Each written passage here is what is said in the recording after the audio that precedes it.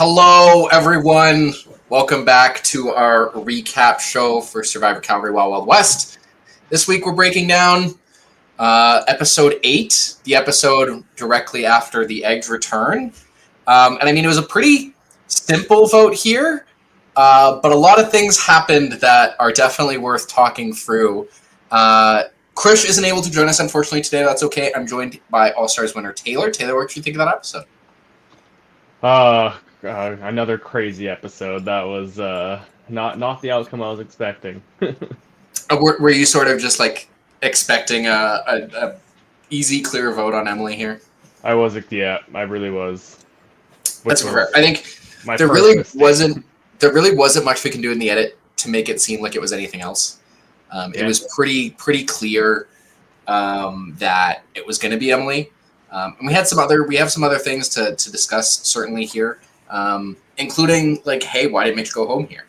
Because I think that's sort of a mystery to us and the audience at this point, as well as the players. I think a lot of them are confused by what happened. And we'll get to talk to Charlotte here about that. We also have some sort of advantage news to discuss. Charlotte had an idol. That idol is no longer in her possession. She still has Maeve's bounty. Certainly, like, you can see this maybe as a move of like, oh, I'm going to write Maeve here, and in case the Shot in the Dark works, or maybe I can play my idol for Emily and secure a bounty reward in the process, but that is not what happens here. So she still has Maeve's bounty here. Alora has the extra vote from Saphir. Chelsea's idol is now active. A whole bunch of people know that information now. Why do you think the vote was so clear-cut on Emily here? Geez, I don't know. I really don't. It kind of just looks like no one wanted to push back too hard with this vote, seeing that it was kind of the first big vote right after the Edge return. Sorry. You're good. So yeah, I think it was too easy to go with the flow for this one for everyone. You don't want to stir the pot too much right away. You kind of want to get as far as you can, and you're entering that like late stage of the game now. So it's tough to risk it when there is an outcome you see ahead. Totally. I think Mitch kind of summed it up as well as you could in the tribal council there, where he says, yeah, I think with all of the chaos that's going on, we just want to find something safe. I've only heard one name. That's the name I'm sticking with because I just don't want it to be me and all the chaos that seems to be going on. That vote on Trent really seemed to blow up this tribe and really made it seem like, oh, no one knows where anyone is really at. Some interesting stuff. We see Alora discuss her extra vote here with Ali after some brief interrogation, with Chelsea after Ali says, oh, I trust Chelsea, you can tell her too. And with, who else was it? Was it Jared? I believe it was Jared that she also shared that with. It was Jared. What are your sort of thoughts on, okay, hey, I'm going to share this with these people. These are the 3 people that I'm choosing to trust with this information. Yeah, I didn't realize how close she was with Ali or Chelsea to be telling them that information. So I was like slightly caught off guard with that, but I do understand her sharing it with Jared since they do have a little bit of a past relationship. I think maybe part of this is just her trying to maybe forge a relationship with Ali and Chelsea, seeing that there might be in dominant positions, sort of saying, hey, I'm a number. Use me. I can give you 2 votes, like 2 whole votes. Exactly. Maybe that's sort of the case here.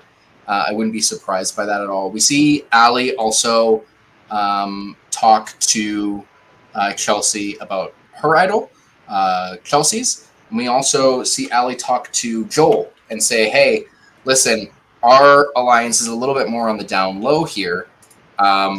Let's sort of keep it that way. If I'm playing this game, I'm like, okay, yeah, clearly Ali and Joel are working together because Joel and Ben are working together and Ben and Ali are working together. But maybe that sort of obfuscation is worth it for these two.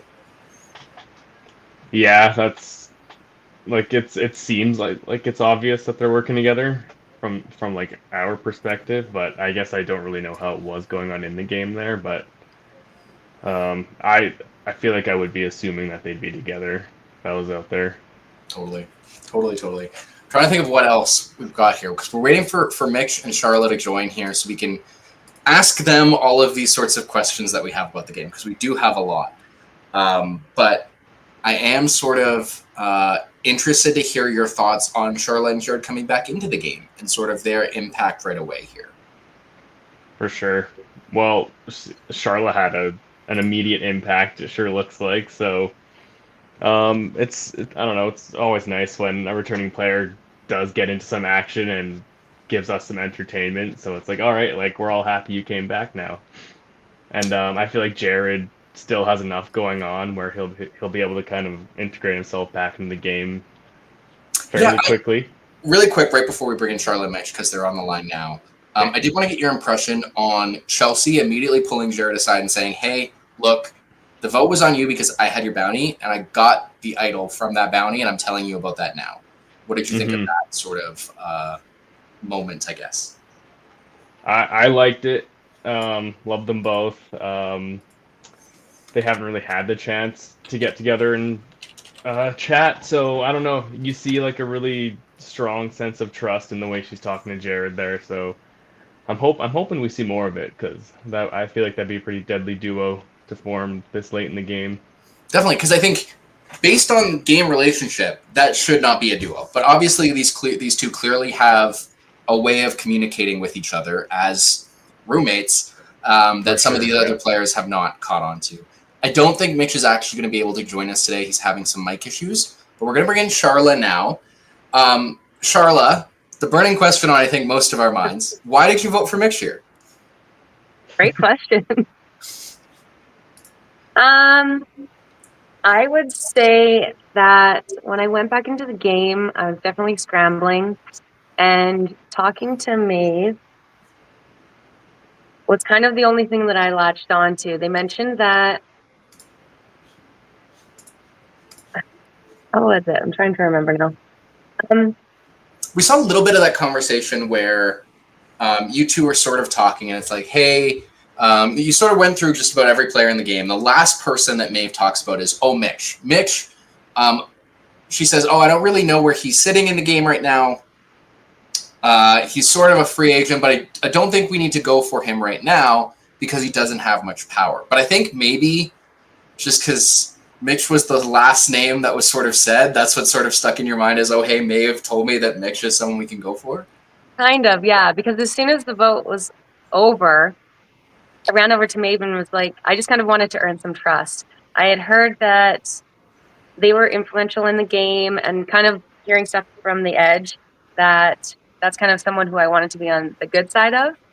So right after, I was like trying to just earn trust. It was the only thing I could do. We didn't have much gameplay to go on, and I didn't talk to Mitch a whole lot, so I didn't really get a vibe from him either way.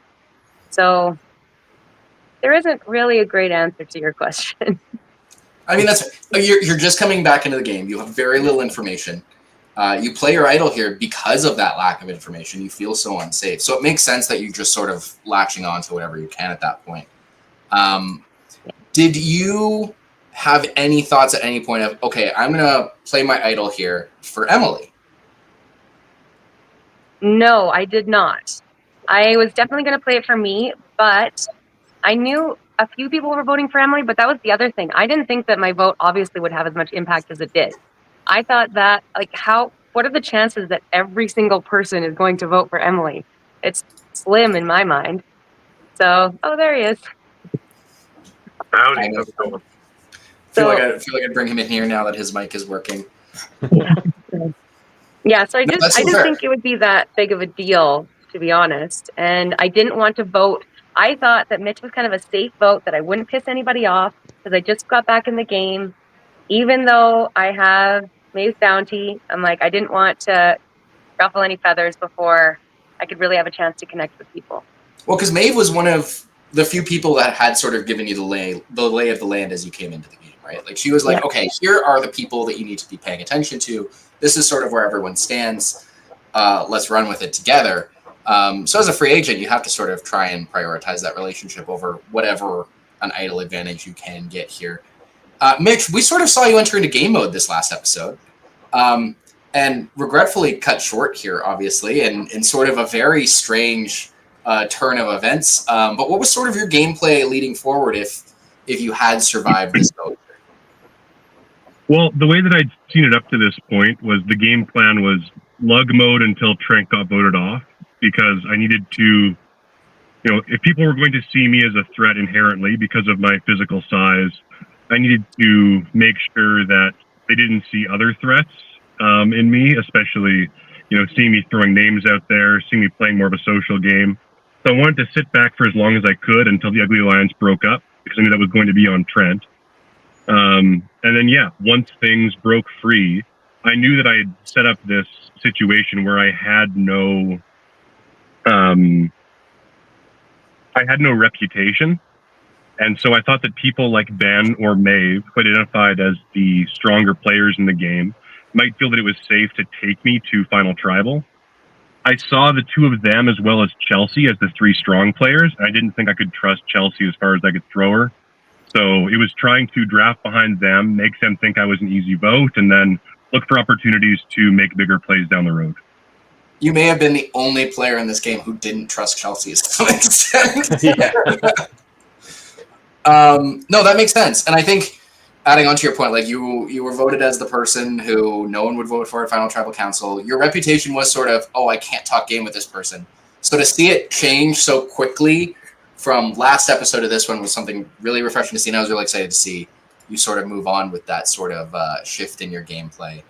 Taylor, do you have any questions for Mitch or Charlotte here?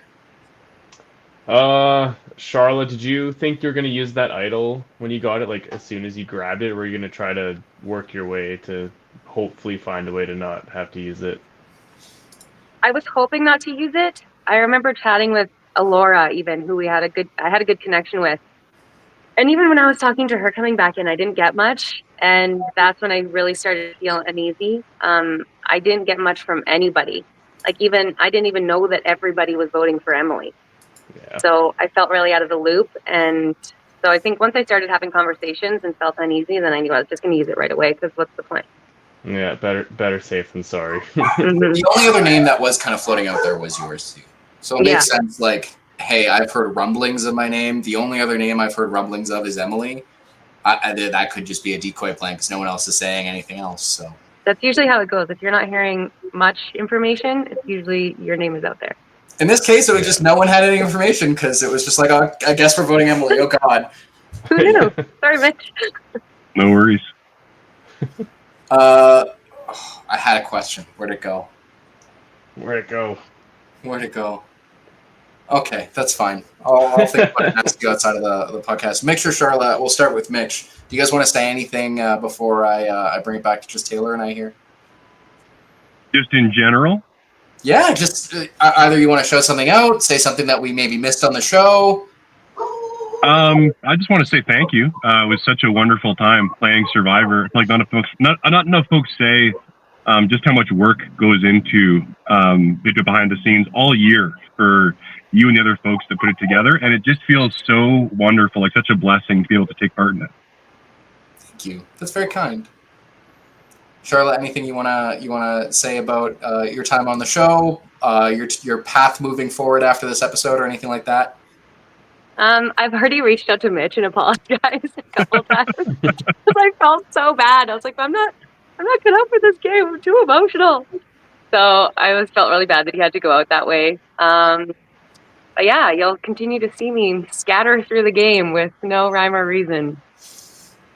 I think if it makes both of you feel any better, getting taken out by one stray vote after a shot in the dark is it's maybe the least bad you can feel after getting voted out. Yeah. It sort of feels like, okay, hey, at least I didn't get like blindsided by the entire tribe. It was just sort of a random one-off thing, stroke of luck that ended my chances. I mean, that's the upshot of it, but the downside is that I really, I wanted to make good TV more than anything this season, and I felt like I'd really set things up to be all about hubris the whole way through. And so I wanted to have a really flashy end. You know, I wanted to go. Even if I'd gone out earlier, I would have rather gone out earlier in more spectacular fashion. But it is a fun story. It is. You went from hubris to game mode to oh no. What happened? You jinxed yourself by saying I'll never lose again. There you Something go. bad had to happen. Exactly. Now, really quickly before while everyone's here, it is actually Emily's shocking coincidence. It is Emily's birthday today. So happy birthday to Emily. Happy birthday, Emily. Crazy coincidence that her Shot in the Dark episode comes out the same day as her birthday. That's amazing. But yeah, happy birthday to Emily. And we'll pass it back to just Taylor and I here. Taylor, any sort of thoughts moving forward after the chaos that was that last vote? I'm just interested. I'm looking forward to seeing how Emily handles it. How she kind of just. Do you think we might be in for like a double tap situation where, all right, we know she doesn't have anything now. Now she even has a bigger story than she did previously. Do you think she just goes out here next chance that they get? Quite possibly, actually, because like they were already aiming for an easy vote, and then that didn't work. So then maybe they'll try again. Hopefully, enough people feel bad enough where maybe they won't, and we can see something else kind of pan out. But yeah, and might 9 votes canceled or 8 votes canceled. Pretty crazy. That was nuts. Do you have? I feel like Emily is certainly a candidate. Do you have another sort of idea of who Player of the Week would be this week? Sorry, it cut out for 1 second. Oh, sorry. I feel like Emily would be sort of an obvious candidate. Do you have anyone else who might be Player of the Week this week for you? Yeah, I think Charla for sure. Re-entered the game and came back in with a bang, getting the bounty and the idol there. Yeah, honestly, I think we saw such a large amount of gameplay in this episode. It was really cool, actually. So I don't know, like everyone was playing pretty strongly, in my opinion. Totally, without like a ton of consequence, which is super interesting. We're like, yeah, there was like a lot of sort of behind the scenes setup, but we haven't really seen the payoff for it yet. And I do think that like even though Mitch probably wasn't Maeve's preferred target, I do think the fact that Charlo was willing to do something like that to make that relationship something maybe makes it so that they're a little bit closer together moving forward as well. Yeah, definitely. Cool. Well, thank you everyone for joining us today on the recap. Hopefully we get some more answers to some of the questions we have next week. I'm sure we will. Thank you for joining us. Thank you to Mitch and Charla for making the time to join us as well. And we'll see you next week. Thank you very much.